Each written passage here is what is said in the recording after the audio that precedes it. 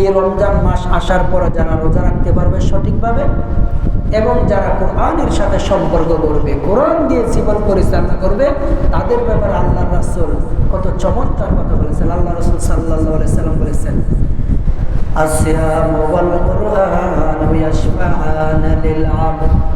বিশ্বনবী মুহাম্মদ সাল্লাল্লাহু আলাইহি সাল্লাম বলেছেন, ও আমার উম্মতেরা শুনে রাখো,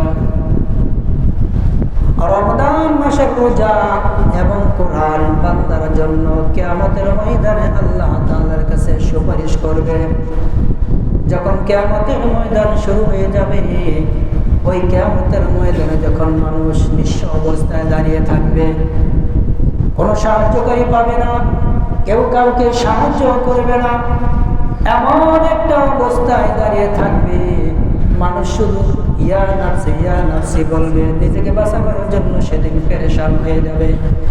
আমার রাসূল বলেন, আমার উম্মতেরা সেই কঠিন মুহূর্তেও নামাজ এবং রোজা একদল বান্দার জন্য আল্লাহ তাআলার কাছে সুপারিশ করবে। যারা দুনিয়ার জমিনে রোজা রাখবে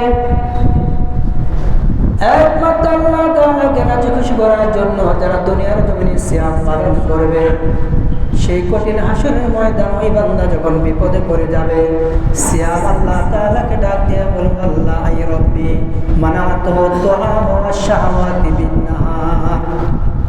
আমার আল্লাহকে ডাক দিয়ে বলবে, আমার আল্লাহ, এই যে বান্দাটা দেখতেছ, দুনিয়ার জমিনে এই বান্দাটাকে দিনের বেলার পানার থেকে আমি রোজাটাকে বাধা দিয়েছি, কাম প্রবৃত্তি থেকে আমি এই বান্দাটাকে বাধা দিয়েছি গো আল্লাহ।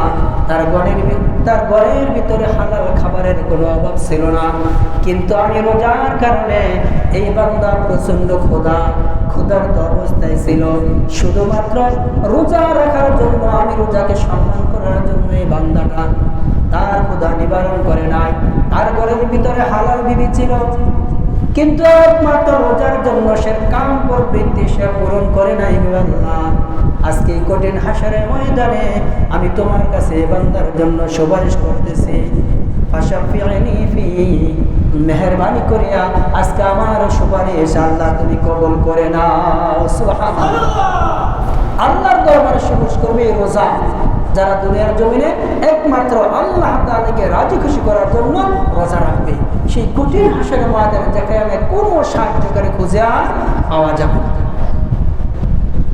আর যারা দুনিয়ার জমিনে কোরআন পড়বে, কোরআন অনুযায়ী জিন্দেগি পরিচালনা করবে, কোরআনের বাইরে কোনো আইন, কোনো নিয়ম যারা দুনিয়ার জমিনে মানবে না, ওই বান্দা যখন হাসরের ময়দানে উঠবে, কঠিন মুসিবতে যখন ওই বান্দাটা পড়ে যাবে, ওই কঠিন মুসিবতের মধ্যে কোরআন আল্লাহ তাআলাকে ডাক দিয়ে বলবে, আল্লাহ মানাতুহুন নাওমা বিল্লাইলি ফাশাফি'নি ফীহি, আল্লাহ দুনিয়ার জমিনে বান্দাটাকে রাতের বেলায় ঘুমাতে আমি দেই নাই, বান্দা রাতের বেলায় নামাজ পড়ে পড়ে, ও আল্লাহ এই বান্দা কোরআন তেলাওয়াত করেছে, ও আল্লাহ আরামের ঘুমটা হারাম করে দিয়েছে।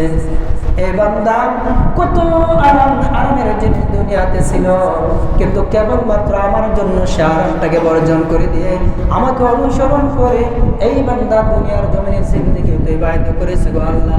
মেহেরবানি করিয়া আজকে এই কঠিন হাসরের ময়দানে আমি আমার এই বান্দার জন্য তোমার কাছে সুপারিশ করি, ও আল্লাহ তুমি আমার সুপারিশকে কবুল করো। ফায়ুশাফা'নি, আল্লাহ রাসূল সাল্লাল্লাহু আলাইহি সাল্লাম বলবেন, যখন রোজা এবং যখন কোরআন আল্লাহ তাআলার দরবারে সুপারিশ করবে, আমার আল্লাহ তাআলা ওই কোরআন এবং ওই রোজার সুপারিশ কবুল করে ওই বান্দাটাকে জান্নাতের ব্যবস্থা করে দিবে। সুবহানাল্লাহ। তাহলে